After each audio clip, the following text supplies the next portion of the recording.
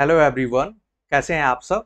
तो आज के इस वीडियो में हम लोग देखने वाले हैं यूपी डीएलएड या यूपी बीटीसी के फर्स्ट सेमेस्टर के डिटेल सिलेबस के बारे में, विस्तृत पाठ्यक्रम के बारे में आज के इस वीडियो में हम लोग देखेंगे।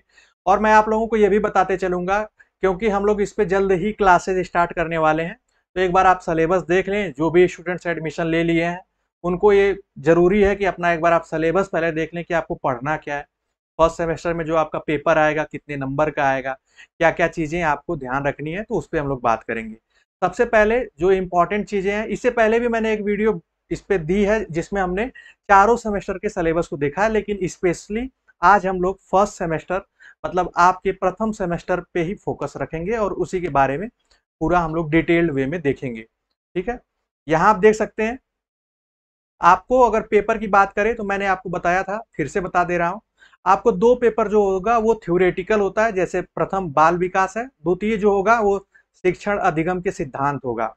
एक चीज और आपको क्लियर कर दूं, आप चाहे जिस भी स्ट्रीम से हो, आप साइंस से हो, साइंस से आपका ग्रेजुएशन हो, आर्ट्स से हो या कॉमर्स से हो, या आप बीटेक किए हो, कुछ भी किए हो आपने ग्रेजुएशन में, लेकिन ये पेपर सबके लिए सेम होगा। ऐसा नहीं है कि जो साइंस है उनके लिए सिर्फ वही विज्ञान पढ़ेंगे, सबको ये कॉमन पढ़ना होगा। क्योंकि जब आप क्लास फर्स्ट से लेकर फिफ्थ तक के टीचर बनते हैं तो वहां पे सब्जेक्ट स्पेसिफिक टीचर आप नहीं होते हैं, आपको वहां के रिक्वायरमेंट के अकॉर्डिंग पढ़ाना होता है।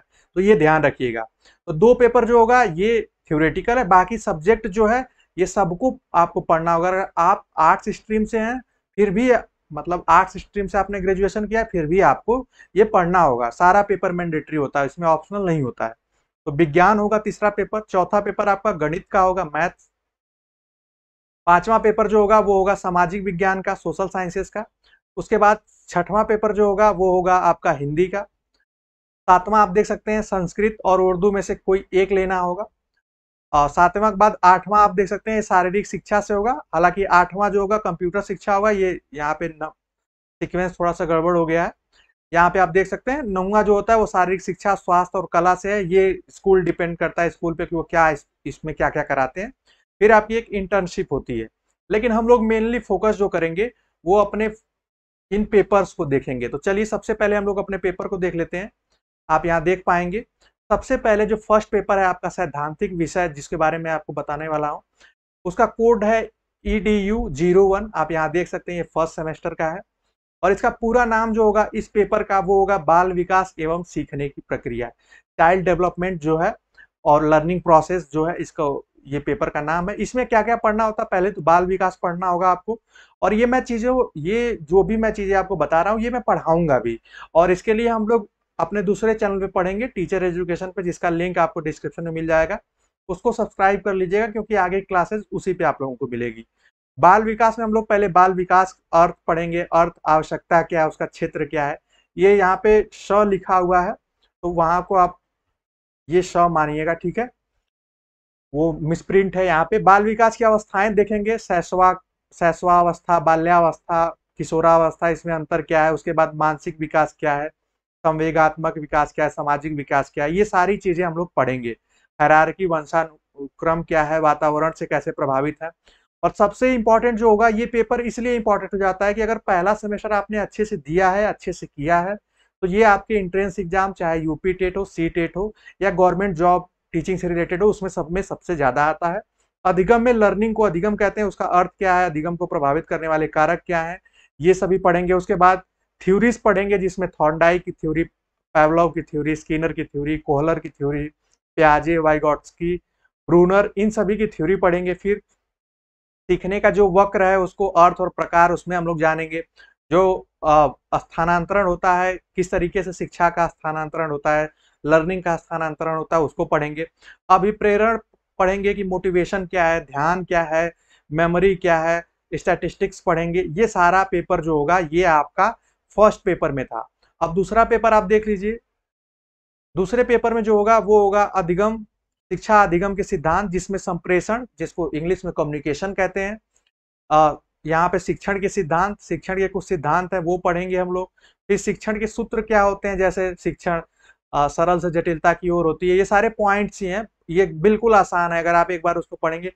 शिक्षण प्रविधियां क्या होती हैं, तो उसमें प्रश्नोत्तर प्रविधि, विवरण प्रविधि, वर्णन, व्याख्या, स्पष्टीकरण, कहानी, निरीक्षण, उदाहरण, गतिविधि, समूह चर्चा, प्रयोगात्मक, वाद विवाद, कार्यशाला प्रविधि, भ्रमण प्रविधि, ये सारी प्रविधियों को पढ़ेंगे। उसके बाद शिक्षण की नवीन विधाएं पढ़ेंगे, क्या अभी वर्तमान में नए तरीके हैं, नए मेथड है। विधाओं का मतलब यहाँ मेथड से है। फिर उसके बाद सूक्ष्म शिक्षण पढ़ेंगे, जिसको आप माइक्रो टीचिंग कहते हैं, उनकी चीजों को। साथ ही साथ आप यहाँ देख पाएंगे कि हम लोग इसके जितने भी बेसिक चीजें हैं जो भी सिलेबस में, वो पढ़ेंगे। अब हमारा जो तीसरा पेपर होगा वो होगा विज्ञान का। विज्ञान देख सकते हैं, विज्ञान में आपको क्या क्या पढ़ना है। जो आपका लेवल होगा विज्ञान का, वो बेसिकली जो क्लास फर्स्ट से लेकर 8 तक आता है, या आप पढ़े होंगे जो 8 तक, क्लास 8 तक पढ़े, वही चीजें ज्यादा मिलेगी। और कहीं कहीं पे कुछ चीजें हाई स्कूल तक मैक्सिमम मिल सकती हैं, तो इसका आप ध्यान रखिएगा। सब्जेक्ट में आपको सजीव वस्तुएं पढ़ना है, लिविंग नॉन लिविंग थिंग्स, उसमें अंतर यहाँ आप देख सकते हैं। फिर वनस्पति जगत जो है उसको पढ़ना है, कि जो भी आपको पौधों से रिलेटेड जो भी चीजें हैं। फिर उसके बाद भौतिकी मापन में पढ़ना है, आप सभी लोग पता है MKS पद्धति, SI पद्धति क्या है। फिर गति पढ़ना है और बल, जो आपको मोशन और फोर्स, ये पढ़ना है। उसके बाद पदार्थ की और उसकी अवस्थाएं, ये सारी चीजें हमें पढ़ना है। अभी मैं फिर से बता दूं, ये ऑल ओवर यूपी में आप चाहे जहां से BTC करें, सबके लिए ये सेम सेमेस्टर का पेपर होता है, सेम सिलेबस होता है।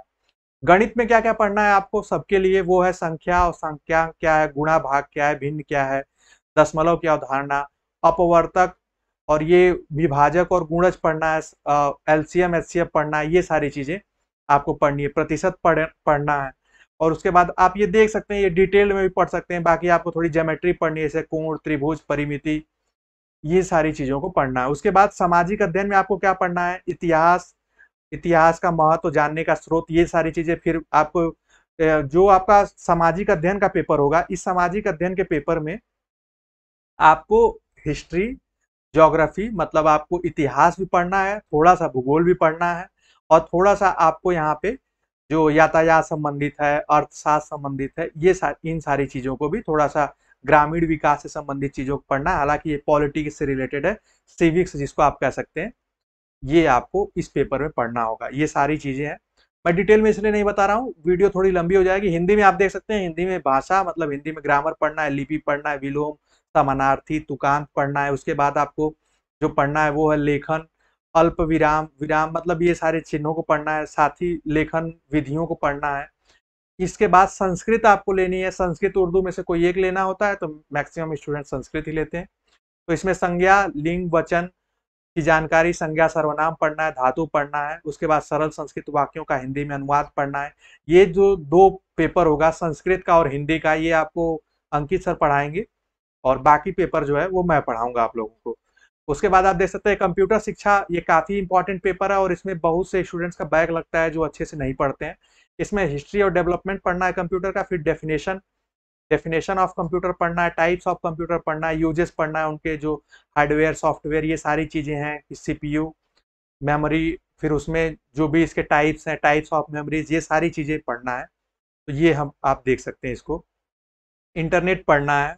इंटरनेट के बाद जो MS से रिलेटेड जो MS सॉफ्टवेयर है, MS ऑफिस, उसको पढ़ना होगा। बेसिक जानकारी आपको सबकी होनी चाहिए, क्योंकि आप टीचर बनने जा रहे हैं, तो आपसे उम्मीद की जाएगी कि आप सारे सब्जेक्ट की नॉलेज आपको अच्छी खासी होनी चाहिए। और उसमें आपको उसके बाद एक जो पेपर होता है, वो ये सब आप यहाँ देख सकते हैं, समाजोपयोगी उत्पादक के कार्य, ये सब डिपेंड करता है कि आपके कॉलेज में किन चीजों को कराया जा रहा है। तो ये मैंडेटरी नहीं है, फिर भी मैं दिखा दे रहा हूँ।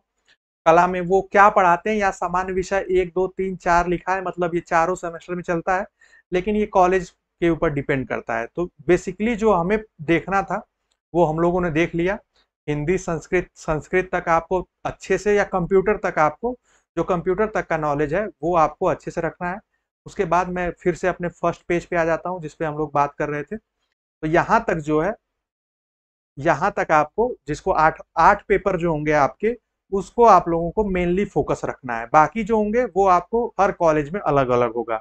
तो आई होप आपको ये सिलेबस समझ में आया होगा। मैंने कोशिश की है बहुत ही कम समय में सिलेबस बताने के लिए। जैसे जैसे हम लोग पेपर की स्टार्टिंग करेंगे, तो उसको और डिटेल में टॉपिक वाइज पढ़ते जाएंगे, देखते जाएंगे। तो आशा करता हूँ आपको मेरे द्वारा बताई गई ये जानकारी समझ में आई होगी। आगे की जो भी क्लासेज होगी, मैं आप लोगों को फिर से बता दे रहा हूँ। हम लोगों का जो दूसरा चैनल है उसको भी आप लोग उससे जुड़ जाइए, क्योंकि आगे की क्लासेस मैक्सिमम उसी पे जाएंगी। तो हम लोग बीच बीच में इन्फॉर्म भी करते रहेंगे आपको। तो ये पीडीएफ आप लोगों को टेलीग्राम चैनल पे मिल जाएगी, वहाँ से आप इसको देख कर डाउनलोड करके आप उसको और भी डिटेल में पढ़ सकते हैं। तो आज की अपडेट में सिर्फ इतना ही, मिलते हैं नेक्स्ट क्लास और अपडेट में, तब तक के लिए bye bye, take care and keep watching.